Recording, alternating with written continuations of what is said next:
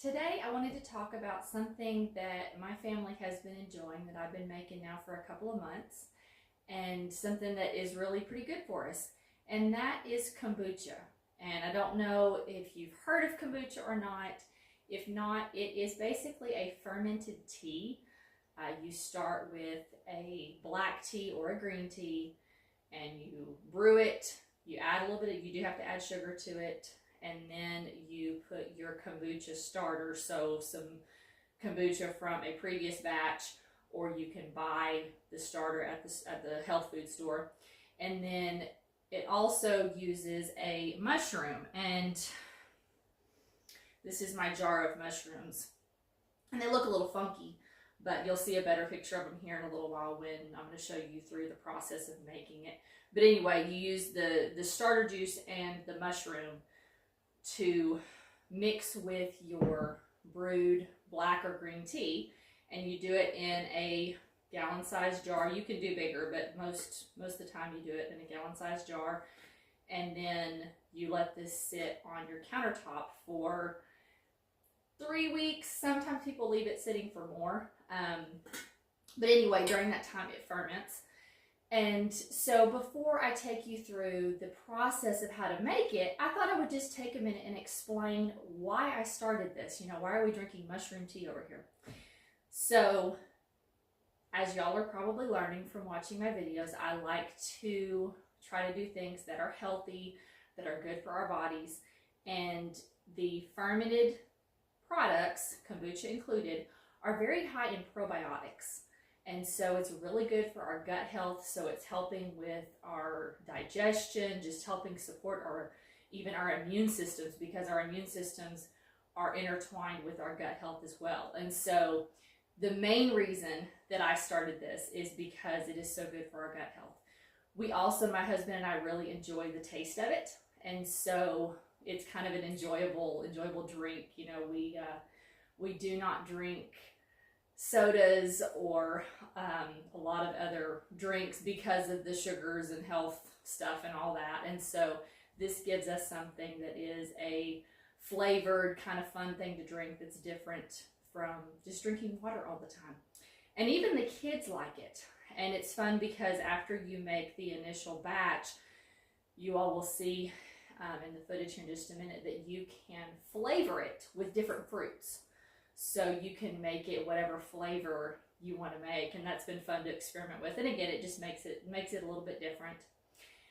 One thing that some people will get maybe a little bit concerned about when you're talking about brewing a tea like this and letting it ferment is the alcohol content, because we do have a sweetened tea here that we're letting sit on the countertop that we're allowing to ferment. So is there alcohol in it? And the short answer to that is there's not enough to worry about. Depending on whether you're buying it at the store, because you can buy like a jar of kombucha from most grocery stores, or you can make your own. It's way cheaper to make your own. But if you're buying it from the store, you will notice that it is labeled non-alcoholic. So whatever the alcohol percentage is in that, because it always has just a tiny bit, is low enough that it's considered negligible. And when you make homemade kombucha, it's basically the same. Now, if I get to adding a bunch of fruits to it and letting it sit for an extended amount of time on my countertop, obviously the alcohol percentage is going to go up. And at some point, maybe that is something to consider. But the way that I am doing it currently, the amount of time that I let it sit, and then once I put the fruit in it, I really don't let it sit for very much longer. That way we don't run into that, because my kids are drinking it too, and obviously I want to be conscientious of that. But anyway, just to address that, some people get worried about the alcohol part of it. It is considered a non-alcoholic drink as long as you are doing it within reason and not just letting it sit for a way long time. But anyway, so all that said, we like doing it. It's been something that my family has enjoyed drinking. Again, the kids even like it, and it's really good for our gut, and it's been really easy. I love the fact most fermentation things, you can just put them on the countertop and let them sit for an extended amount of time and you can forget about it. It doesn't take day-to-day care when you're making it, so it's really nice. Let's walk through the process of making the kombucha and let you see that. And maybe this is something you might want to give a try to, because it's easy and it tastes good, and yeah, it's good for you. So to start with, you're going to have 12 to 14 cups of water that you're going to boil on the stove, and then I am using the large family size tea bags, so I'm only using 4. You would use 12 regular tea bags, and you're going to brew that tea for 3 to 4 minutes, and then pull your tea bags out, and then add 1 cup of sugar to this. Make sure you use a full cup of sugar. I am making, and this is for a gallon of kombucha is how much I'm making. So if you're making less, then you would adjust your amounts, but you need the full cup. You can't cut back on the sugar on this one. And so I'm going to stir this in, let it dissolve, and then it just needs to cool until it is room temperature. So whether you leave it sitting in the pot for that whole time, or you let it sit in the pot and then you transfer it to your jar and let it finish cooling there, however works best. On this particular day, I left it just sitting in the pot until it was room temperature. But you want to make sure that it is not still hot, because like any active culture, you will kill the bacteria in your kombucha starter if you pour it into the hot tea. So you want to make sure that it is cool. And then I'm going to add my 2 cups of starter, and the mushroom is also in this jar as well. You'll see it come out. And that is all it takes to start this batch. So it just needs, and you don't even have to stir it once you add the starter. I'm just going to pour it in, and then you're going to cover it. I have some really loosely woven dishcloths that I like to use, so I'm going to put that over the top, and then a rubber band. The function of this is just to keep dust out. You want it to be able to breathe. You want it to be able to get air. You just don't want contaminants to get in your jar. And so fast forward now, this has been sitting for 2 to 3 weeks, and this is what you're going to get. So here is your mushroom that has grown on top of there. Beautiful mushroom. It looks really weird, but this means that it did what it was supposed to. Again, and this is actually a new mushroom. So the little mushroom that it started with is underneath it, and you'll see when I take it out of here in a minute that you can separate the 2 mushrooms. So now you've grown a new one. And you will see, so this other jar is called a SCOBY Hotel. The SCOBY is the fancy name for the mushroom, but the SCOBY Hotel is just where I store my extra mushrooms. I have talked about it before on my channel, but I use them for baking, because you can blend it up and use it as an egg substitute. From this point, I am going to separate out 2 cups of this plain kombucha to have as my starter for my next batch. And then 1 of those 2 mushrooms, you'll see I'll put it back in here, and it can just sit, because I'm starting another batch at the time when I am also flavoring and working on this one. So that will just sit on my countertop till I'm ready for it.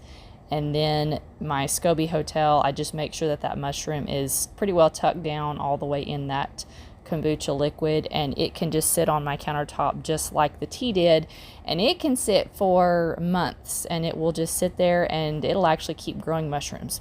So anyway, so that's taken care of now. So now I'm going to flavor this jar of kombucha that I have left, and this is one that we've really been enjoying, and that's the pineapple. The trick to it, I have learned, is not letting it sit on the countertop very long, because it gets very, very stout very, very fast, very sour, very strong. So I actually like this one better if we put the pineapple in the kombucha and then really only let it sit for about a day, and then just put it in the refrigerator.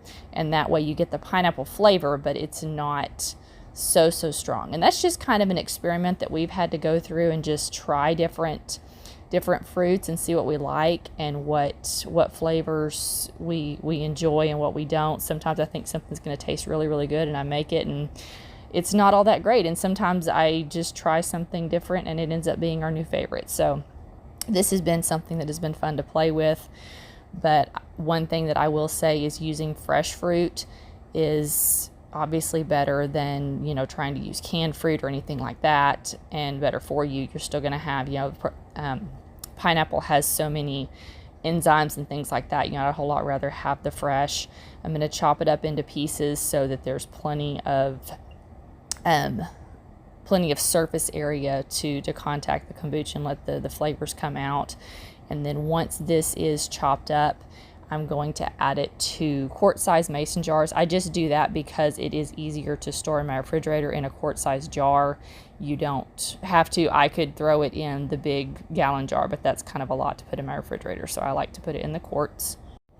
You want to use a quarter to a half a cup of fruit for a quart amount of kombucha. Sometimes I put a little bit more than that. I just kind of eyeball it, but you at least want to do a quarter to a half so that you have enough to significantly flavor what you're doing. And then at this stage, you actually are going to go ahead and put a lid on it.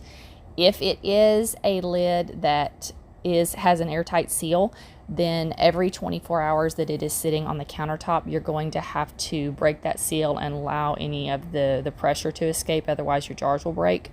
But again, that's just if your jar has a good seal on it. These particular lids that I'm using don't actually produce an airtight seal, and so I don't have to burp them is the term. I can just let it sit for as long as I was, however long I'd let it sit on the countertop, and the pressure just kind of naturally is able to leak out of it. But again, I'm only going to let this sit out for about 24 hours, and then it'll go in the refrigerator. And then you'll see here that I wanted to make sure and use up.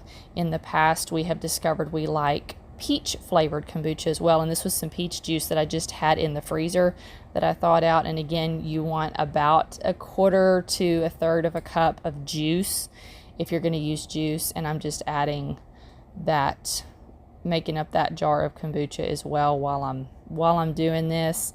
And then generally when I make up a gallon, I will have 3 full quarts. And then because I have that starter as well that I had to pull out, I won't end up with a full gallon of kombucha to drink. So I'm just going to put a little bit of pineapple in the bottom of this last jar and just pour the last of my kombucha in there.